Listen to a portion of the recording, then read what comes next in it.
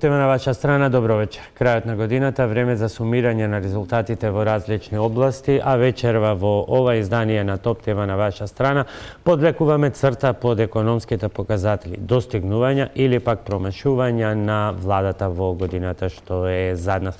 А за сето тоа, на Жешко столче вечерва во топ тема на ваша страна, вице-премиерот за економски прашања Кочо Ангушев. Добро вечер и добре дојдовте. Добро вечер.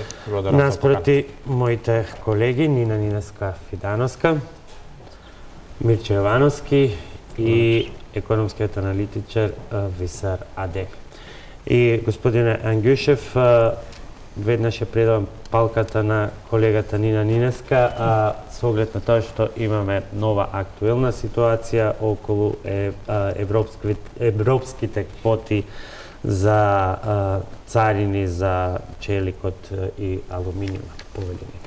Да, господин Ангушев, значи прво прашање што ми падна на памет кога го слушнав вчера вашиот колега вице-премиерот Бујар Османи како најавува дека ќе почнат во наредните 3 години практично ќе важат тие квоти за македонскиот челик, си го поставив прашањето зарем е можно земјава да биде таков баксус, значи вице-премиерот Бујар Османи кажува дека заради овие квоти кои што ќе ги воведе Европската унија, практично 100 милиони евра ќе има загуби за македонскиот извоз, дека ќе има големи штети кај компаниите, 5 компании директно погодени, значи нема да можат веќе да произведуваат, ќе мора да испуштаат работници на принуден одмор, па сакам да ни кажете, нели, како најекономска година што ја најавувате идната година, дали ова ќе биде еден голем црн облак врз наредната година, и зошто доаѓа до ваква мерка од Европската унија? Значи, прво добро е прашањето и мислам дека е важно да го објасниме тоа за сите граѓани, а посебно за економската фела. Апсолутно ситуацијата не е така црна, како што сега вие ја презентиравте. Ситуацијата е следна, значи квотите ги воведува Европска унија за земјите во Европска унија да ја го заштити своето стопанство од нелојалната конкуренција, односно за сите кои што се надвор од Европска унија. За земјите кои што се надвор од Европска унија и кои што асоцираат да бидат членови на Европска унија, правилото е следно. Значи, последните 3 години, колкав бил просекот на нивното производство, сето тоа зголемено за 5% ќе биде квотата која што тие ќе можат да извезуваат во Европска унија следните 3 години. Што значи апсолутно не станува збор за никакво намалување, него станува збор напротив за зголемување од 5%. Сега, доколку некој имал план да тоа зголемување биде поголемо од 5%, во тој случај, да, тоа би било загуба. Тука најпогоден ќе биде Макстил, но не заради тоа што некој ги намалува неговите квоти, него заради тоа што во последните 3 години Макстил и во главно работеше само половина година. Па сега, бидејќи тој имаше 3 лоши години претходните години, ќе мора и во следните 3 години од прилика толку да извезува на западноевропските пазари, односно на пазарите во земјите во Европска унија. И сега, значи, информацијата дека тоа ќе погоди македонската економија да има пат, не е точна, заради тоа што македонската економија, би рекол, попрецизна дефиниција дека не може да има раст повеќе од 5% во тој сегмент, а и тоа не е до крај точно, заради тоа што покрај тие што се резидентни квоти, значи што се по одделни држави, а нашата држава ја опфаќа во 4 подрачја, ќе зборуваме пошироко ако сакате и за тоа, но конкретно за металите и производите од метал. Значи, тие 5 компании ќе можат да извезат исто толку колку што просечно извезувале во претходните 3 години, плюс 5% зголемување. Што значи, зголемувањето од 5% е поголемо од зголемувањето кое што ние го планираме во економијата, нели, конзервативно, така да тоа не може да влие негативно на бруто домашниот производ, така како што беше кажано. Со оглед на тоа дека Макстил и претходните 3 години работеше во режим на такво производство, значи тие можеби нема да примаат нови вработени, но не гледам која е причината, ако веќе они во таков режим на работа работеле, да испуштаат сега вработени.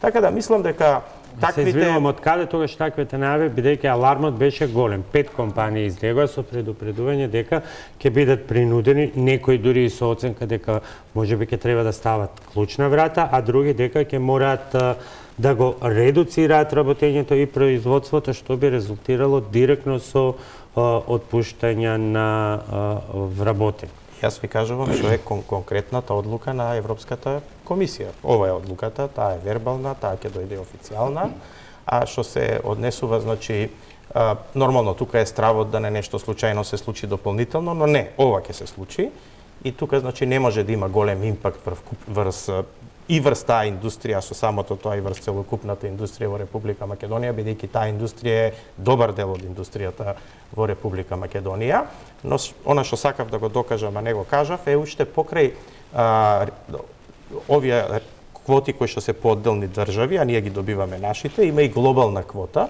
која што доколку се случи да останатите земји не ги исполнат своите квоти, тогаш може да вие го превземете дел од тие квоти, или пак доколку не ги исполните квотите по квартали, вие, значи, од вашите квоти, тогаш во последниот квартал да ги надополните, значи, до крајот. Се разбира дека е ова ограничувачки фактор, некој може би имал план да расте 10-15%, да, тоа не ќе може да биде на пазарите на Европска Унија, но тоа никој не го спречува да таргетира останати пазари и да расте на тие пазари. Да, не е добро, но ние не можеме да се бориме против тоа, тоа е одлука на Европската комисија, не само за нас, тоа е за сите земји, значи нема исклучок. И тука, значи, само сакам да кажам дека тоа што беше најавено како малце епокалиптично, нели, како сценарио, не е така, апсолутно, и тие нормално не би дозволиле да толку страдаат овие економии, бидејќи тоа не е ни коректно ни фер, но од друга страна, значи, Европска Унија и земјите на Европска Унија се штитат од нелојалната конкуренција, а поготово, значи, војната која што настана во светот помеѓу Америка, источните земји, поготово Кина, и добро, тие имаат легитимно право тоа да го прават. Сакате да кажете дека практично цела оваа одлука е завршена работа, дека нема место за никаков приговор или да се издействува како што имаше предлози денеска, да речам, од некои политички партии, да се оди од врата до врата, од земја до земја, да се моли да се иземе Македонија од овие мерки. Видете, значи, постои уште една можност, таа ќе биде во текот на јануар месец, да се уште еднаш ревидира, значи, во Женева сето оваа политика. Меѓутоа, јас мислам дека не треба да се подгрева лажна надеж дека се можни чуда во тој дел, ама од друга страна па не треба да се прават такви сценарија, да речам, катастрофални, кои што во суштина и не се. Значи, апсолутно ситуацијата е оваква каква што ви кажувам, тоа се дословно, значи, правилата кои што ќе бидат воведени и тие правила очекуваме, можеби нема да има некој спектакуларен раст во таа индустрија, ама дека ќе има пат во индустријата во споредба со претходните години, тоа нема да е така. Настрана, значи, од овие мерки што ги презема Европската Унија, од страна на металуршкиот сектор, кој што е, знаеме, значаен и во поглед на производството, неговото влијание врз растот на бруто домашниот производ, вработеноста и така натаму, луѓето од тој сектор со години бараат владата да се заложи како некој вид поддршка. Мислам дека пред година-две излегови со една детална анализа каде што беа објаснети сите проблеми со кои што се соочува оваа индустријска гранка, каде што меѓу другото беше посочено дека тие најмногу се жалат на импутите што ги имаат, значи транспортни трошоци, електрична енергија и други процедури административни и така натаму. Размислували владата нешто да се помогне на овој сектор, дотолку повеќе што сега еве и со оваа мерка, колку и да не е од голем обем, сепак ќе влие врз деломните резултати на одделни фирми. Видете, ако ја видите структурата на цената на нивните производи, јас ја знам, бидејќи меѓу другото и доаѓам отприлика од таа индустрија, па ја знам во детали, ќе видите дека тука во најголем дел отпаѓа на суровината, која што тие ја купуваат дел во Европска Унија и за тој дел и не е проблем, но еден дел ја купуваат на источните пазари, да речеме Русија, Кина, Индија и така натаму, и тоа е берзанска цена, тука државата не може да влие. Следната голема компонента во нивното работење е компонентата на енергијата, таа е на слободен пазар. Таа цена на енергија ја имаат сите во регионот, па и во Европа, да речеме, можда во Европа малце пониска поради тие многу се жалат на цената на газот, која што не знам, неколкократно поскапа отколку конкуренцијата. Така е, што се однесува до цената на газот, тука се во право, но за жал ние како Македонија сме во ситуација каде што имаме монопол на снабдување со газ, бидејќи Македонија е приклучена само на еден интерконектор, значи на еден извор на газ, тоа е преку Бугарија на Газпром. И точно затоа, значи, единствен начин да таа цена се намали, бидејќи Газпром ги диктира цените таму каде што е монопол на начин на кој што може да ги диктира, и мислам дека е тоа грешка што досега не е Македонија направена малце понезависна во делот на снабдување со газ, а тоа може да се направи единствено ако се направи цевководот, односно гасоводот према Грција, каде што Македонија ќе има пристап до прво ТАП, значи проектот, таму ќе имате, значи, пристап до други извори на газ, а при тоа преку тој, значи, систем на грчкиот систем оператор ќе имате пристап и до терминалите за природен газ кои што се наоѓаат, значи, во северниот дел на морето и во Атина. Но тоа е малце, имаме една друга работа која што можеме да действуваме. Може да помогне нешто за овој сектор. Значи ние во цената на гасот не можеме да помогнеме, не ја диктираме, но единствено каде што владата може да помогне, тоа е во цената на преносната тарифа на тој газ. Значи ГАМА ја одредува, значи, преносната тарифа на гасот врз база на потрошувачката. Е сега, ако се намали потрошувачката, бидејќи трошокот на ГАМА е фиксен, во тој случај, значи, би пораснале преносните тарифи. За да не се случи тоа, можеби тука може да се размисли да се релаксираат преносните тарифи и со тоа малце да им се помогне, значи, на компаниите. Но останатите фактори не се такви во кои што државата може да има влијание, тие се пазарни фактори.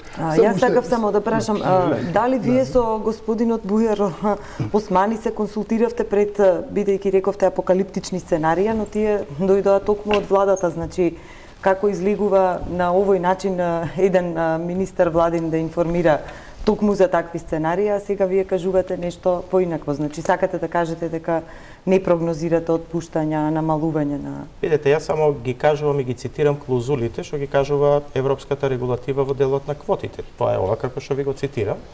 Мислам дека малце од контекст беше Бујар можеби изваден, бидејќи таквите влијанија од стотици милиони евра се однесуваат на сите земји кои што гравитираат према Европска унија, не само на Македонија, додека во Македонија ни оддалеку ефектот не може да биде 100 милиона евра, бидејќи овие компании за кои што вие зборувате, пет можеме и поименично да ги кажеме, тие кога би се намалило нивната продажба 100 милиона евра, значи би требало се намали 50% од нивната продажба. Добро, нивната логика е дека процекот е процек за 3 минати години кои што за нив биле исклучително лоши, дека сега се имале нови планови и тие нови планови инвестиции нема да може да ги реализира. Лоши се 3 години исклучително кај Макстил и тоа е точно, но исто така, значи е точно дека другите компании сите го растеле своето производство во претходните 3 години, а воедно, значи, е исто така точно дека Европската унија дозволува на годишно ниво 5% зголемување на тие квоти, што значи проблем е доколку тие планирале да растат повеќе од 5%, да, во тој случај факторот е ограничувачки, но доколку планирале да растат до 5%, во тој случај тоа е тоа. Дали ви се имате на оваа тема или да преминеме на останатите? Јас морам да кажам, не сум јас среќен со таа мерка, се разбира. Меѓутоа, јас само за волја на вистината ја кажувам дословно како гласи и како звучи, бидејќи како одговорен човек во економијата не можам поинаку да ги кажувам работите тоа така како што тие со бројки се. А дали би било добро да е слободно? Да, подобро е, тогаш би можеле да имаме и поголем раст. Само да заокружиме овој дел, бидејќи со оглед на постојните триења меѓу Европската унија и САД, кои што нема најава дека баш ќе се разрешат, дали постојат други сектори кои што би можеле да стравуваат во Македонија од евентуално вакви мерки кои што би ги донела Европска унија или кои што би произлегле од таквите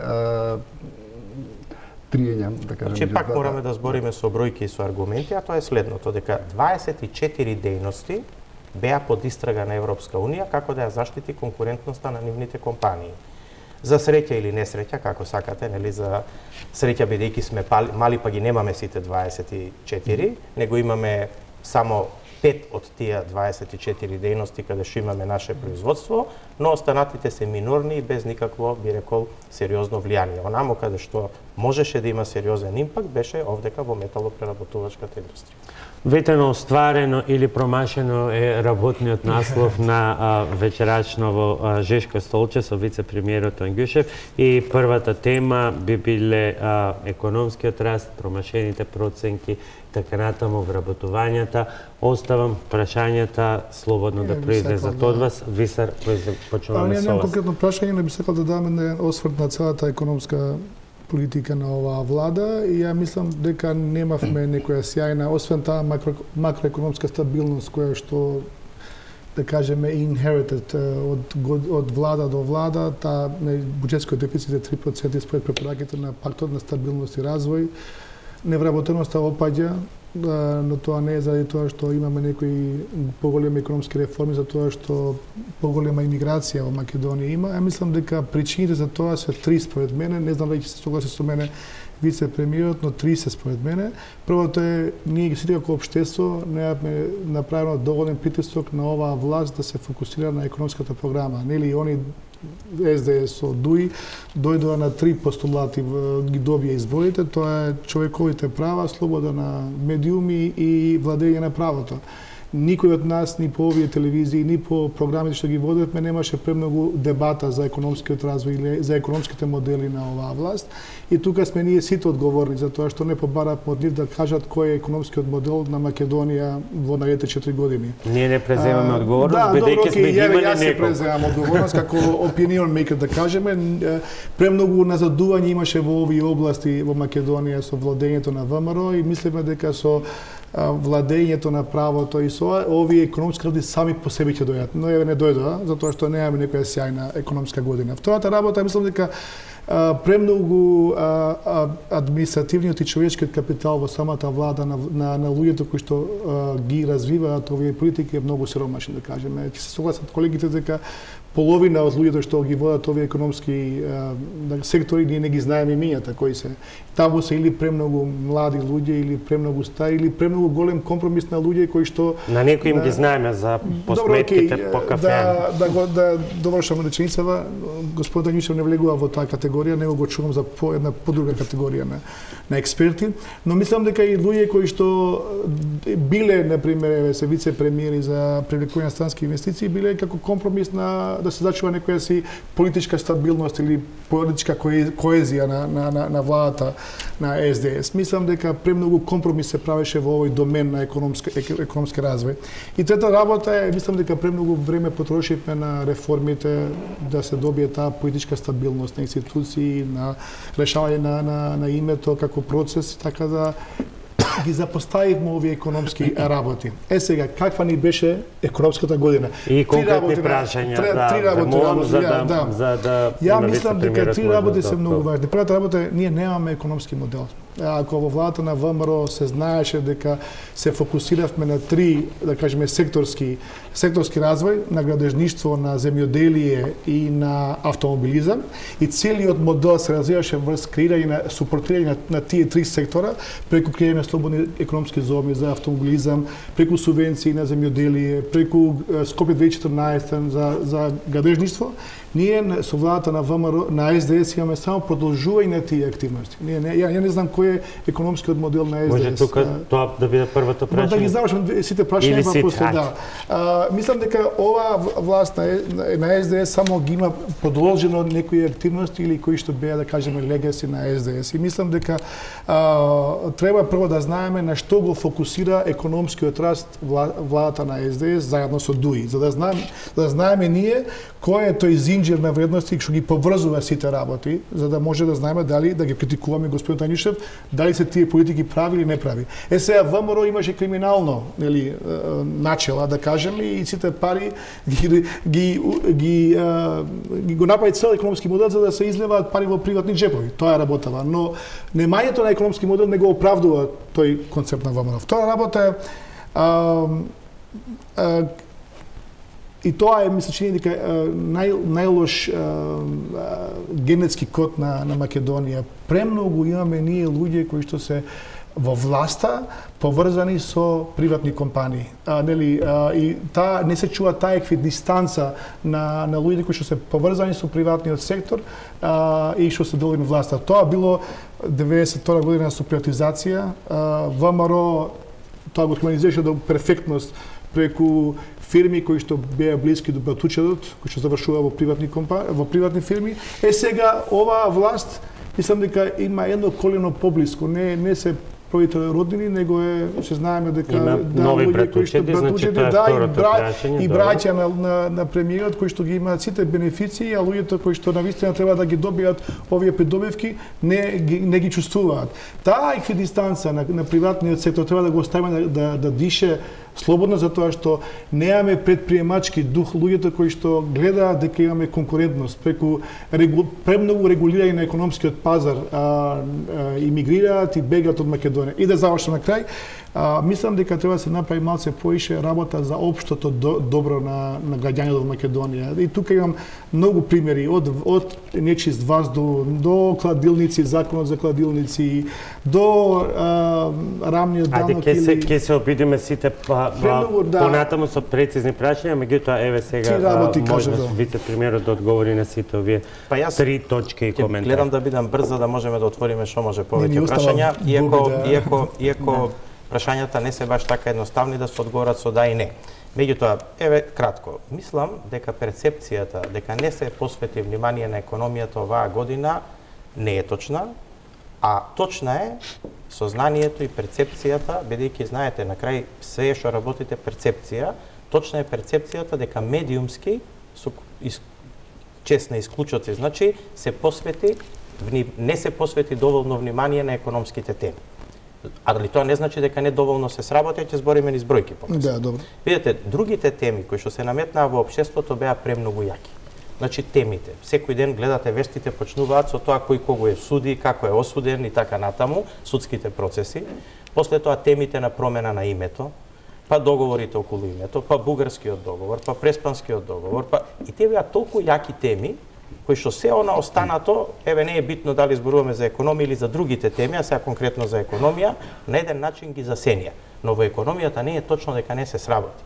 Јас можам да ве убедам и да ви кажам дека итекако има и план, и стратегија, и знаење што треба да се направи, бар јас во мојата глава и во ресорите економски, со кои што преку економскиот совет, значи со премиерот на некој начин заеднички пред се тој, па потоа јас раководиме, значи итекако ги дискутираме тие теми и се јасни. Јас само кратко ќе ви кажам, ако сакате за економските бројки кои што се годинава, многу прагматично и јасно со бројки. Прво видете, ние цело време викаме да ја споредуваме македонската економија и растот на македонската економија со сите останати земји во регионот и во Европа. Ама забораваме дека Македонија не беше како сите земји во регионот и во Европа. Македонија тргна од еден минус минатата година, па во првиот квартал дојде на 0, па после вториот и третиот квартал беше над 3% и сега четвртиот квартал јас го очекувам уште подобар, а ќе го видиме во февруар-март месец кога ќе излезат бројките. Но што е многу поважно? Многу е поважно дали ние можевме да направиме и во првиот квартал добри бројки. Можевме, немаше проблем. Продолжете ги проектите такви какви што се, почнете да ги подпишувате ситуациите такви какви што биле по такви цени и по такви проекти, ете ги бројките, ќе дојдеа. Но, што е суштината? Моделот финансиски во економијата на Македонија произлегува од ресурсите. Вие не можете нон-стоп да менјате модел. Менувајќи модел нон-стоп, што значи тоа сега? Дека друга влада ќе дојде по 4 години, ќе смени нов модел комплетно. Ние се обидовме да сето тоа што е ресурс во Македонија, ако видите во бруто домашниот производ на Македонија, 4 се ресурсите главни што го креираат. Индустрија, градежништво, земјоделие и трговија. Тие покриваат 60% од бруто домашниот производ. Све друго е минорно. Сега, во сите од овие 4, во трите има сериозен раст. Единствено во градежништвото.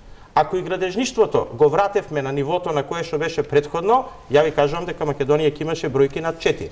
Најде сега во градежништвото да видиме што со што споредуваме.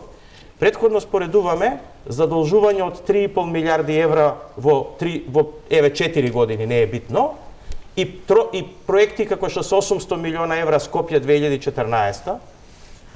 И сега треба сето тоа да го замениме со продуктивни проекти кои што нема да бидат безсмислени, кои што нема да бидат по такви цени и повторно да ги постигнеме истите бројки. На крај, конечно, ако сакате да збориме економски, бидејќи на крај процентите се однос на апсолутните бројки, ние за да го постигнеме, значи само за градежништвото зборуваме каде што има пад, све останато има раст. И тоа треба да постигнеме, значи некаде месечна реализација во градежништвото меѓу 55 и 60 милиона евра. Со тоа ќе постигнеме и раст, бидејќи 56 е просекот претходно. Само овие проекти што ги вративме во живот, инфраструктурните, а во Македонија во моментот се градат патишта како никогаш досега и можеме да ги наброиме, затоа ќе правиме и посебна пресконференција, па ќе ги видите. Почнува втората фаза од железницата 147 милиона евра. Гасоводот продолжи да се гради интензивно и ќе го отвориме новиот према Грција и далеководот, значи помеѓу Македонија и Бугарија кој што ќе се тендерира веднаш после Нова година, само тие проекти ќе направат повеќе од 55 до 60 милиона евра. На тоа ако ги додадете и проектите кои што се од приватниот сектор, градење на фабрики, хали и така натаму, тоа значи јасно, со бројки и аргументи, нас ни е јасно како бројките ќе станат поголеми и позитивни. Во делот Македонија каде е втората шанса? Али тоа се проекти, пазете, ние ќе ги изградиме. Не можете вие долгорочно да градите бруто домашен производ и економија на поединечни проекти. Вие мора да градите на стабилни проекти. А стабилна е индустријата. Морам тука да ве прекинам, бидејќи кога завршуваше, да кажеме, 2016 година, знаеме како заврши со едни избори, со една неизвестност, па потоа меѓутоа сепак, значи 2017 исто беше неизвестна, 27 април и сето тоа, меѓутоа беше ветено некаде кон крајот на 2017 година дека да, веќе 2018 ќе биде економска година. И сега конкретно во делот на градежништвото јас ве прашувам, ако знаеме, ако го исклучиме Кичево Охрид, ако еве сите се согласиме дека имаше таму големи пропусти, со кинеската страна мораше да се испреговара тоа како сето да не ја чини Македонија огромни средства, иако сепак автопатот 600 милиони евра ќе чини. Меѓутоа, сега еве она го слушам, зошто сите оние други експретни патишта или што се најавуваат за одидната година, сите тие проекти, зошто не беше барем дел реализирано оваа година, да кажеме, секогаш градежништвото. Дополнување на ова, значи градежништвото, вице-премиерот кажа дека има многу голем раст, во земјоделие не се согласувам со вице-премиерот затоа што до 2006 година субвенциите во земјоделие биле 6 милиони евра годишно. Со ВМРО тие пораснаа на 130 милиона годишно. Ефектот од тоа се продолжува со времето на СДС, а ние се уште имаме дефицит на прехранбени производи. Како може да имаме ние раст кога се уште ние кубуриме со базични намирници? Ние се уште сме увозно зависна држава. Ние се уште да одговорам прецизно. Значи, што се однесува до градежништвото, ако видите само првиот квартал е минус 40%. Некако кога после се собраа сите бројки е некаде минус 20 минус нешто 20, проценти. јас, да, последното ревидираното што го Така гледам. е, да. Сите останати квартали се минус 2-3%. Веќе во август имаме плюс 5%. Значи, видете, ајде да се подсетиме. Гасоводот беше застанат заради вода. Така? Значи, Кичево Охрид беше застанат заради едноставно тоа беше ван памет да се продолжи по тој памет. По тој пат. Што се однесува, значи, другиве проекти баш во првиот и вториот квартал беа тендерирани, додека направите избор на изведувачи и така натаму. Јас ве поканувам, прошетајте од Штип према Струмица, ќе видите со кој интензитет се гради Штип Радовиш автопатот експресен, па се гради Штип Кочани, па се гради излезот од автопатот кај Куманово према Крива Паланка, па се гради автопатот од излезот од автопат кај Градско према Прилеп. Значи, сите овие проекти, и нормално продолжува да се гради Кичево Охрид. Значи, сето тоа требаше да се тендерира, да се изберат оператори и тоа сега е веќе така, направено, ставено во колосек, да се направат експроприации. Видете, ние треба да одлучиме дали сакаме да правиме легалистичка држава или сакаме да правиме силежиска држава. Вие верувате дека не беа завршени експроприациите за ниеден од тие патишта? А како ги пуштате луѓето да работат за да им ги узурпираат на приватните поседи на граѓаните? Ама дали тоа не се знаеше на почетокот на годината? Се знаеше, само требаше малце време сето тоа. Сепак беше испланирано во буџетот обем на капитални инвестиции, ако се знаело зашто се испланирано тоа. Па потоа само да ги разликуваме работите. Сето ова што го набројав не е во буџетот. Значи, да ја разликуваме. Мислам дека малце ги мешаме работите во државата. Значи, овие проекти што јас ги зборувам, така, сите се надвор од буџетот. Така, буџетот е друго. Буџетот, ако го земете вкупно, имаше предвидено капитални инвестиции 400 милиона евра. Од тие 400 милиона евра, само околу 200 милиона евра беа домашни пари на буџетот, другото требаше да бидат кредити. Практично таму не беа, и тоа не беше све исклучиво градежништво, таму и набавка на опрема, набавка на возила, значи све што прави капитал во таму е сериозно потврдување. Точно е, се согласува. И тука значи делумно има од забелешките кои што ги кажа колегата ваш, значи има дел од тие причини кои што тој ги изнесе и јас тоа не го негирам. Меѓутоа, видете, немојте да заборавиме, пак ќе кажам, дека после првиот квартал, сите останати квартали бруто домашниот производ е над 3% и многу е важно што тој бруто домашен производ е направен врз база на реалната економија, не врз база на тоа што владата прави проекти. И тука правите голема разлика. Зошто? Заради тоа што тоа е одржливо на долг рок. Втора работа што треба да биде одржлива на втор рок, тоа е индустријата. Значи, индустријата е таа што прави зголемување на бруто домашниот производ и квалитетот на економијата на долг рок. И сега тука ќе се вратам на моментот кај што викаме недоволен пиар.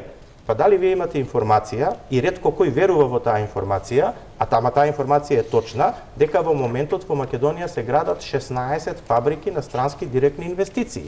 И се најавени нови фабрики на странски директни инвестиции. Тоа се нови гринфилд инвестиции. Значи, со тоа што да се само подсетиме, во целиот претходен период, на сите години направени се 23. Значи, кога ќе вие споредите дека за една година се направени 16, се почнати 16, а овдека 23 во сите години, тоа е само прашањето каква перцепција вие од тоа сте направили. И јас се согласувам со вас и мислам дека тука владата треба многу поагресивно да ги споделува информациите што ги прави во економијата со граѓаните на Република Македонија и сето тоа да го кажува транспарентно, јасно, јавно, за да луѓето добијат перцепција. Околу, само едно подпрашање во контекст на тоа што го спомна колегата Висар, а не одговоривте околу државната помош, на која што и натаму се темелат голем дел од економските политики. Висар го спомна земјоделието, поддршката во 2019 година расте на рекордни 11,1 милиарда денари, или тоа се околу 180 милиони евра, или 1,6% од БДП, а и самиот констатиравте дека ефектот практично бил нула. Тоа е социјална мерка, а не економска мерка, бидејќи со секоја реколта на вас пред врата ви стојат земјоделци кои бараат откуп за производот кој што не може да се пласира. Зошто се продолжува со таквите политики, односно зошто ако веќе се продолжува во тој правец, тие не се подкрепени со други мерки кои ќе дадат ефект? Сега ќе одговориме прецизно, значи, меѓутоа прво да се вратам на државната помош. Тоа беше вашето прво прашање и на колегата. Сакав, извинете, и да прашам што вика Буби 180 милиони евра во земјоделство, а еве и годинава, и идната година околу 50 милиони евра ќе добијат фирмите поддршка или 60 и нешто со оние активни мерки за вработување што се плюс. Значи околу 50 милиони евра, и ако не се лажам, тоа е поддршка и за домашните и за странските компании. Сите што ќе ги исполнат оние услови за извоз, за инвестиции и за вработување, ја добиваат, па нели она како што праша 180 милиони евра, пазарни мерки, туку интервенционизам на државата. Зошто? Протекционизам и премногу регулирање на пазарот. Треба да се остави малце приватниот сектор само да дише, да може да затоа е добро пазарната економија, затоа што по автоматизам може да доведе до иновативни, да кажеме, модели. Но јас сакам да прашам уште нешто околу државната помош. Дали ќе продолжат државната помош за странските инвестиции во економските зони, затоа што таму нема никаков нето ефект во работни позиции, работни места. Да, има ефект во трговската размена со државите, пошто они нели имаат носат тука импорт на репроматеријали готови од тие држави кои што доаѓаат и извезуваат готови производи, но нето ефектот за економската економија, за македонската економија, во делот на снабдувачи, на луѓе кои што ги снабдуваат и на креирање на работни позиции е минимален. Да не кажувам и воопшто нема ефект таму. Значи, ајде да одиме поред. Неколку прашања беа содржани околу државната помош. Пред се околу земјоделството, вториот аспект е државната помош во однос на странските компании. Значи, стратегијата генерално мора да се темели на тоа што вие го имате како ресурс дека ќе го развивате. Овие се нашите ресурси. Ние немаме туризам, немаме море, немаме, значи тоа се наши, немаме нафта, немаме газ, тоа се нашите ресурси. Луѓето и овие 4 граѓани. Сега, околу државната помош. Не е точно дека нема стратегија. Па ние година дена работевме на стратегија за поддршка на индустријата, ама така да биде рамноправна за сите, и за домашни и за странски, да нема веќе поединечни договори, да нема нелојална конкуренција. И тоа е една сериозна стратегија. Меѓутоа, вие не можете вашите компании да ги оставите слободни на пазарот, ако тоа не го прават другите држави. Бидејќи вие, ако сакате да правите индустрија, не можете да ја правите за македонски пазар. Македонскиот пазар е 2 милиона. Вие морате да ја правите за извоз. Ако ја правите за извоз, тогаш цел свет ви е конкуренција на вашата индустрија во светот. А сега ако една Бугарија, Романија, Франција, Германија прави поддршка на своите компании, вие знаете, Германија направи поддршка на автомобилската индустрија, Америка направи поддршка на автомобилската индустрија, тогаш ако вие вашите компании не ги поддржите преку вакви, али транспарентни и јасни мерки, и тоа мерки за квалитетни и успешни компании, тогаш во тој случај вие нив ќе ги ставите во неравноправна положба на меѓународниот пазар. И вие секогаш треба да мерите дали вашата поддршка што ја давате на компаниите е доволно конкурентна да тие бидат конкурентни. За вашите компании да станат конкурентни на меѓународниот пазар има само еден услов. Тие треба да имаат квалитет, треба да имаат цена, треба да бидат со други зборови продуктивни. За да бидат продуктивни има само еден рецепт на светот, не постојат други. Значи јас сум правел фабрики, знам што зборувам. Значи тој рецепт е да имаат пристап до нови технологии, да имаат пристап до ноу-хау да работат со тие технологии и да имаат организациони способности предприемачите кои што со тоа работат. За да имаат пристап до нови технологии, вие морате да им обезбедите финансиски средства како тие технологии да ги купат. И управо такви се мерките на владата во Законот за финансиска поддршка, кој што сега малци ќе го модифицираме, ќе го автоматизираме за да им помогнеме на компаниите во следната година. Меѓутоа, веќе ме прашавте дали ќе продолжи во слободните зони. Прво да се разбереме, во слободните зони веќе скоро се сите капацитети поделени. Значи, иако тие не ги гледате дека се изградени, но веќе со најавени компании тие се резервирани. Видите, тука простори многу нема. Така да тие ќе продолжат, ама нема да продолжат со поединечно преговарање, него ќе продолжат во рамките на истиот закон како што се и за македонските компании. И мене ме радува што бројот на македонски компании кои што оваа година беа поддржани е над 200 по сите разни основи. Така да, значи, тоа е стратегијата. Кога викаме немаме стратегија, да, еве, ова е стратегијата. Стратегијата е треба да се поддржи. Едно попрашање, молам, го спомна вице-премиерот две работи, го спомна продуктивноста и човечкиот капитал. Само извинете да завршам околу ефектот. Вие викате нема ефект. Не е точно. Ако земете индустријата, кога беше ВМРО на власт дека немаше ефект. Вклучително и вие дека не. И јас исто го зборував, знаете каде нема ефект? Нема ефект ако вие креирате работни места, каде ако привлекувате странски инвеститори кај што ќе има 6000 вработувања на шивачки. Нема ефект. Меѓутоа ако вие привлекувате, а такви сега привлекуваме и можам да ви кажам неколку имиња ако сакате. Значи такви кои што запослуваат 300 луѓе, а прават 100 милиона евра промет годишно и при тоа запослуваат од тие 300 луѓе 100 инженери или високо образован кадар, на тоа ни треба сега. И ние тоа управо го правиме и такви се странскиви инвестиции кои што сега ги донесовме. Јас такви барам цело време. Заради тоа што тие пари државата дава тие 100 милиони евра. Не, сега ќе ви објаснам. Значи ништо не дава. Мислам државата дава волку, колку што кажа Нина, значи во буџетот на годишно ниво, меѓутоа ефектот е следен. Не само од зоните, не е само зоните, да не правиме лажна представа дека само зоните се тие кои што го прават ефектот. Го прави и целокупната останата индустрија. Сите имаат зголемен физички проблем. И 16,4% е зголемувањето на извозот, 12,2% е зголемувањето на увозот, што значи нето ефектот во индустријата оваа година е над 4%. Кога зборуваме веќе со бројки и со ефекти. Да, ма но кажете дали две не беше работи, тоа кажете поддршка две работи. само на успешните компании, како што се жалеа? Па видете колку нашата држава досега потроши пари на граѓаните, на даночните плаќачи во Република Македонија за да поддржи компании кои што пропаднаа. Колку пари државава потроши уназад за фабрики кои што и не се сеќаваме веќе дека постоеле. Охис, Кожара, ФАС 11 октомври, Стаклара, не знам, Велешка топилница, Велешки ХИФ, да не набројувам многу. Па, ако е тоа моделот, да ги помогнеме, значи тие кои што пропаднале за да допропаднат и за да ги доуништат парите, не, ние треба да ги помогнеме тие кои што прават додадена вредност. А за проблематичните, само да ве подсетам, преку Македонската банка за поддршка на развојот го помогнавме Југохром. Таму каде што гледаме дека може да има иднина и перспектива. Значи, морате многу прецизно и со многу знаење и со многу економска логика да ги правите тие мерки. Да не бидат фрлени пари. Се чини дека во рете се чини дека вице-премиерот на почетокот беше во право дека иако сме дебатирале, малку сме дебатирале, но имаме и малку време, да, вие, имаме и малку време, затоа ќе ве молам сега еден по еден со прецизни прашања за да можеме да добиеме и конкретни одговори, бидејќи верували или не, еве ни остана не половина час. Кажа дека нивната стратегија се фокусира на две работи, да се зголеми продуктивноста и човечкиот капитал како главен ресурс на двигател на економската перспектива на Македонија. Прва работа е продуктивноста во Македонија опаѓа и е околу 25% од вкупниот извоз според Светска банка и е најнизок споредно со земјите во регионот. Значи, тука треба ние загрижувачки да имаме. Зашто? Затоа што 70% од нашите млади основци луѓе не знаат, се функционално неписмени. Според ПИЗа рангирање. Значи, ние не можеме да имаме економски развој, да се фокусираме на човечкиот капитал, а нас образованието ни произведува дипломи, а не вештини и компетенции. Прва работа и втора работа, те молам, околу Југохром.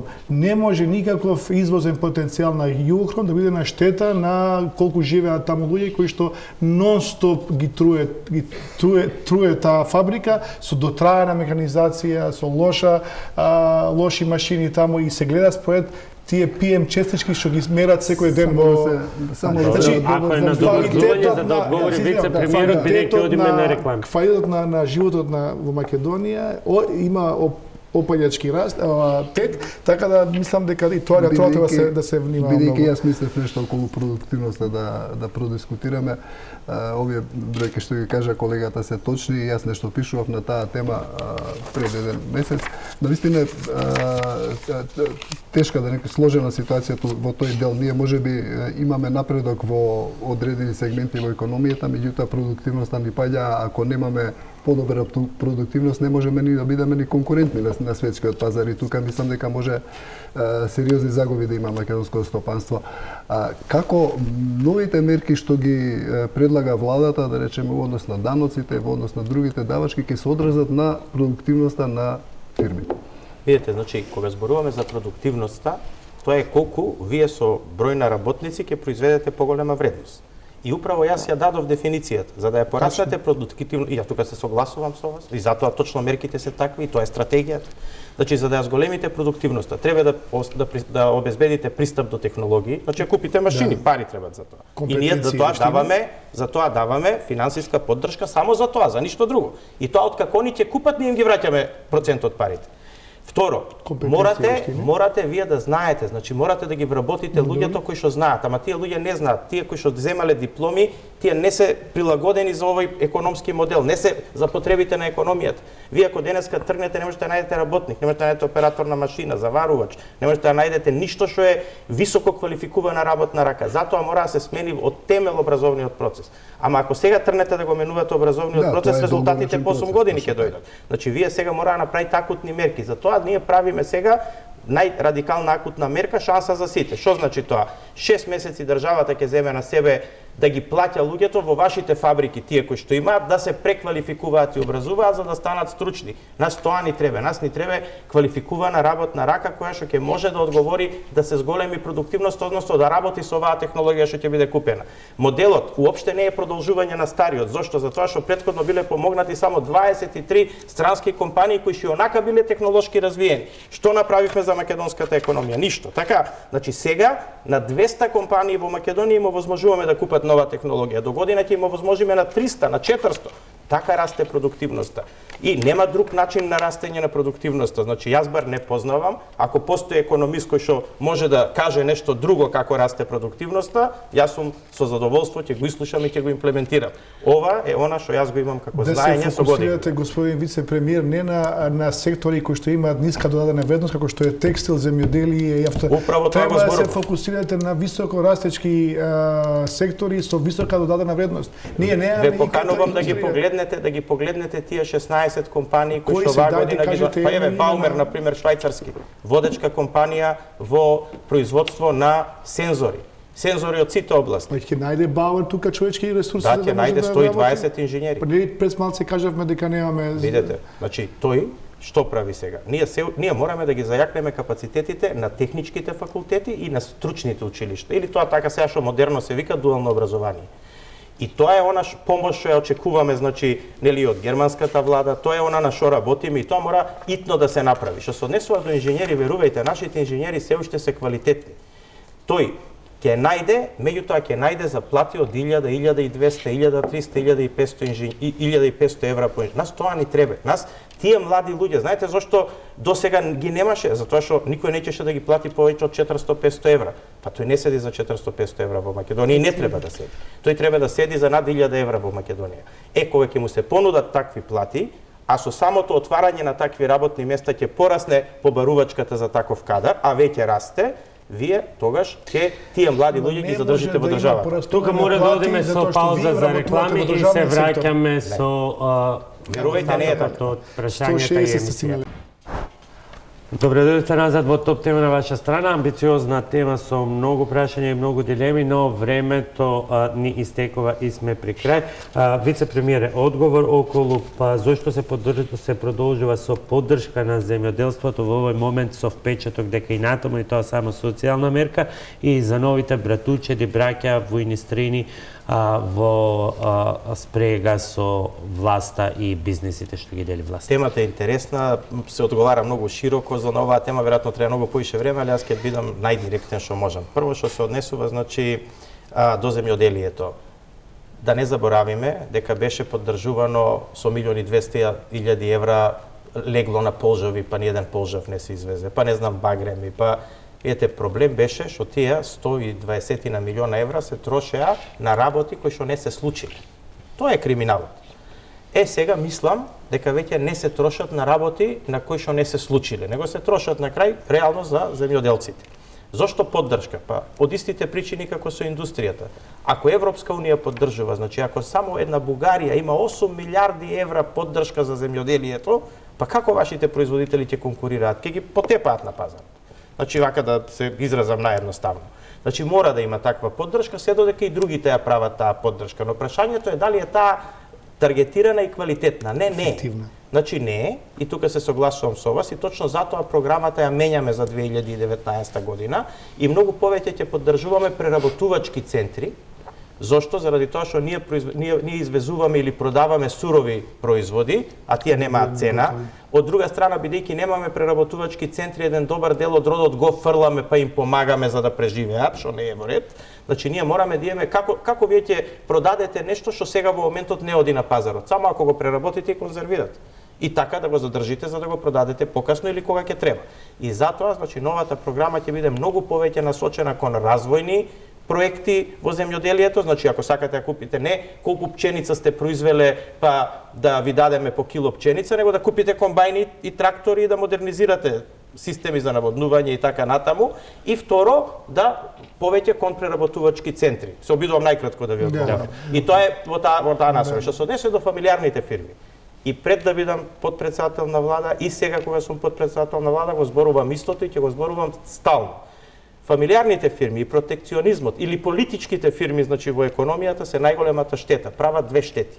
Првата штета што ја прават е штетата што ја прават моментално, бидејќи на моменталните компании им прават нелојална конкуренција или им правеле порано, иако сега имате сознание за тоа, јас ги немам, ако ги имате, јас сум против тоа. Значи, им прават нелојална конкуренција и не дозволуваат да тие компании растат, а кога ќе се тргне политичкиот чадор по некое време, а тоа еден ден ќе се тргне, како што видовме дека се тргна, па пропаднаа фирми што многу добро работеа, се не работат повеќе. И тоа е еден момент зашто у првиот квартал се случи тоа што се случи, но тоа мислам можам многу повеќе да ви зборам со аргументи, но кога ќе се тргне политичкиот чадор, што се случува? Тие компании кои што биле политички поддржани престануваат да работат, као што престанаа, можам да ви бројам имиња, а од друга страна направиле штета на тие кои што можеле природно да растат, им го спречиле растот. Па вие позади вас оставате пустош. Додека седам во влада, јас ќе бидам против тоа и ќе се залагам против тоа. Сите кои што имаат сознание за такви работи, ве молам, кажете ги, зборувајте гласно за тоа. Мислам дека тоа е штета за економијата. Завршен круг прашање. Јас овој блок го нареков промашено, но оставам на вас. Нина Повели. Па еве, јас ќе оставам вице-премиерот да каже дали е промашено или не, ама искрени да бидете. Значи, персоналниот данок, веќе денеска и собранието го изгласа, односно прогресивното даночување, значи веќе дефинитивно стартува од идната година. Сега прашањето ми е дали вие се чувствувате како победник затоа што сепак успеавте прагот да го зголемите контра министерот за финансии Тевдовски, за кој не е ни тајна дека веќе имате некое ривалство во владата. Значи, затоа што успеавте прагот сепак да биде 1500 евра, а не 1000, или пак како губитник, што воопшто стартува таа реформа, бидејќи 25 милиони евра ќе донесе во буџетот, значи сума која што не е голема, а бизнисот, иако срамежливо вели дека се помирува со тоа, неофицијално зборуваат дека не се подготвени, дека софтверите не им се подготвени, дека само да се надополнам на истото прашање, како новите даночни решенија ќе се одразат кај фирмите на господинот Анѓушев, имајќи во пред не само прогресивното даночување и новите придонеси за пензиско и здравствено осигурување? Значи, најкратко можно. Во оваа борба нема добитници и губитници. Значи, јас не се чувствувам ни победник, ни губитник, заради тоа што ние треба да го заборавиме времето, кога некој нешто што ќе каже, тоа станува закон, сите треба да се постројат така. Ние отворивме една јавна дебата. Нашето општество веројатно не е научено на демократија и дебата натре во владата. Да, точно, не се согласувавме. Значи, јас мислам дека прагот од 700 евра е низок и тоа го кажав јавно. Зошто? Сакајќи да ги заштитиме точно професионалната класа, овие инженери за кои што зборувавме што сакаат да останат. Не треба тие тоа да го осетат. Тоа треба да го осетат луѓето како мене. Од друга страна, се согласувам дека треба малце поравноправна даночна политика, да тие кои што се богати. Сега прашањето дали 1500 се богати или не, јас можеби прагот и повеќе би го подигал, меѓутоа тоа е веќе друго прашање, или би направил повеќе скали, но тоа е нешто за во иднина. Јас ја поддржувам идејата да има поравномерен распоред на даноците и е добро што прагот се подигна. Што се однесува значи до останатите даноци, знаете, кај нас ние дигнавме преголема прашина за премала работа. Зборуваме за 25 милиона ефект што ќе тангираат, не знам, 2% од луѓето во државата. Но ние не забораваме дека сега е данокот на добивка помина во владата. Таму данокот иако имаше гласини дека ќе се покачи данокот на добивка. Не, тој остана ист. Понатаму го решивме проблемот со позајмиците на домашните компании, го решивме проблемот со спортските ваучери, го решивме проблемот со трансферните цени. Видете, тоа е голем проблем, малце кој го разбира. Проблемот со трансферните цени значи извлекување на пари од Република Македонија и стварање на Фени, Југохром и така натаму сите други. Таму стотици милиони евра се извлекле, меѓутоа јавноста не е кон тоа насочена. Јас мислам дека нема да има големи турбуленции во даночната политика, тие нема многу да влијаат, конкретно значи персоналниот данок ќе влие врз мене лично, затоа што јас имам поголеми приходи и ќе ги платам, нема никаков проблем, а што се однесува значи до здравственото осигурување и пензиското осигурување порасна со 0,5%, да, тоа фирмата ќе го покрие како значи дел од својата маргина. Тука значи мора да ја зголеми продуктивноста. Нема да се одрази врз платите, тие ќе си добијат нето плати исти, иначе ќе ги изгубите. Видете, платите не ги растат законите. Платите ги расте конкуренцијата и недостатокот на работна сила и тоа така ќе биде и во иднина. 15 секунди и 15 секунди бидејќи веќе сме надвор од времето. Драго ми е што зборува вице-премиерот за транспарентност и отчетноста, пошто ние 10 години до сега имавме невклучување на општеството во односење на одлуки и се надевам дека транспарентно и отчетноста на оваа влада не е само за една година, ќе потрае преку политики што ви ги спомнавте, затоа што до сега имаме намалување. Ние видовме по фондот на иновации кои компании блиски до власта добија, толеранцијата на општеството е намалена више за вакви коруптивни дилови, а за прогресивниот данок само да кажам дека мене ми е жал што прогресивниот данок не се зголеми за компаниите по смисла на данок на профит, туку се одрази на граѓаните и таа средна класа. Тука имаме и прашање околу данокот на иметот, меѓутоа немам време. Завршна прашање сосема кратко од Мирче. Од каде го црпите оптимизмот за наредната година, имајќи во предвид дека до година не чекаат председателски избори, избори во Европска унија за Европски парламент, знаеме каква е состојбата во Европска унија, договорот СЕФТА речиси да не функционира. Значи, оптимизмот го црпам од бројките. Значи, ако пораснат градежништвото, земјоделието, индустријата и трговијата, тоа ќе порасне целокупната економија. Градежништвото веќе објаснив како ќе порасне и од таму ги црпам бројките Индустријата гледам, се градат 16 нови фабрики, гледам како ќе порасне и од тука го црпам оптимизмот. Со новите мерки во земјоделието очекувам земјоделието малце да порасне, па и тоа е добро, а трговијата секако расте добро и очекувам да тоа продолжи тој нето ефект што го кажав пред малце и до година. Врз база на тоа не е тешко ако сте математичар, а јас со тоа се занимавам со математички модели цел живот, да направите математички модел во кој што ќе видите дека врз база на тие аргументи го црпите оптимизмот. Јас со оглед на тоа дека е последен круг, само ќе искористам приликата да ви се заблагодарам за... Имам уште јас за крај едно прашање, бидејќи она што и дел од колегите го спомена, развојот на економијата, енергенците кои што при тоа се користат во голема мера влијат на она што го гледаме надвора, тоа е загадувањето. Дали се планираат брзи или какви и да е мерки околу зголемување на користењето на биогоривата и исклучување од пазарот на горивата како екстра лесното масло за кое што има многу докази дека се злоупотребува, а директно влијае на штетноста на животната средина. Денеска во Стопанска комора и енергетскиот биланс беше тема, таму нема никаква промена во однос на структурата на потрошувачката на енергенците во прилог. Тоа би било последното прашање. Што се однесува до екстра лесното гориво, ја ќе го кажам моето лично мислење, мислам дека треба од резервите државни кои што ги имаме во Македонија да ги снабдиме училиштата и градинките по цени кои што се за екстра лесно гориво, за да не страдаат тие институции, иначе ретко кои се грее на нафта и мислам дека да, таму има злоупотреби и јас лично моје мислење е дека таму треба да се промени, тоа да се со тек на време укине, меѓутоа треба да се направи анализа да не се наштети врз некои структури. Што се однесува, значи, а дека има злоупотреби, да, има злоупотреби и тие тешко и се откриваат.